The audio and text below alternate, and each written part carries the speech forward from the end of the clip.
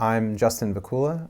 I graduated from King's College in Wilkes-Barre, Pennsylvania with degrees in psychology and philosophy, currently studying mental health counseling at Marywood University.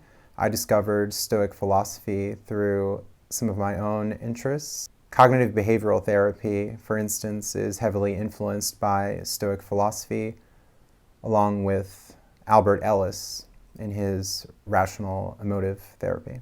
Well, Stoic philosophy was popularized by ancient Greek and Roman thinkers as a practical way of living to apply certain principles and concepts, recognizing how much control we have over certain situations, dealing with adversity, accepting change, accepting the way the world is, living according to reason, according to nature.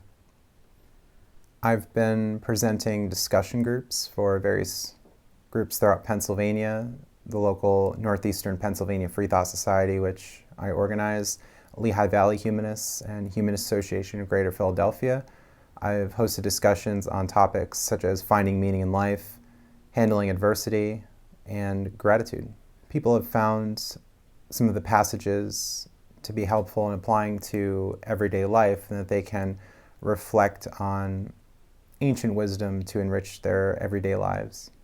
Stoic philosophy is very practical, deals with common human worries, common existential concerns that we might have, common interactions in dealing with difficult people, simply thinking about events and improving our mindset. The Stoics talk a lot about events merely being events, but our thoughts about them being up to us, determining how we think of certain things that can happen. We can see from one person to another, they'll handle a certain situation in a different way.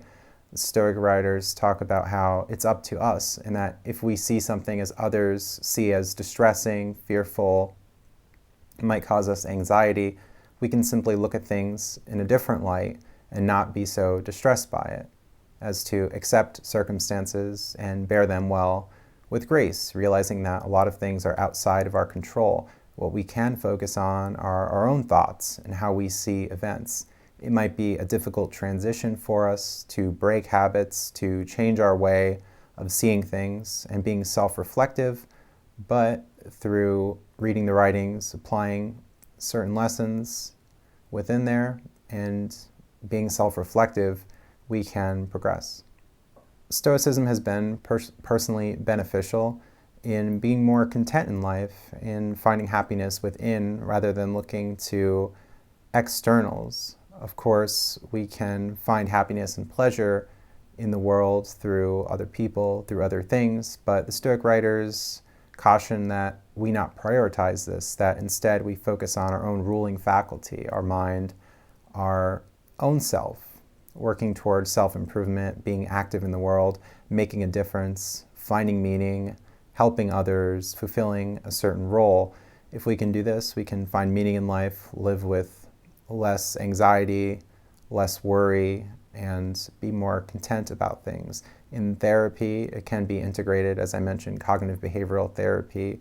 Stoic writers talk about change as something that is inevitable, that is something that is part of the universe, that there will be certain transitions that we go through in life, different circumstances which happen around us. We might be in different places in life, maybe different careers, different priorities, different focuses, different people, different environments, but we can be content and hold to certain principles in hoping to live well, to treat others well, take care of ourselves, focus on pursuing virtue and finding fulfillment in life. One worry that people have surrounds the future, surrounds death, but the Stoics talk about death as being something inevitable, that it is part of change, even with us.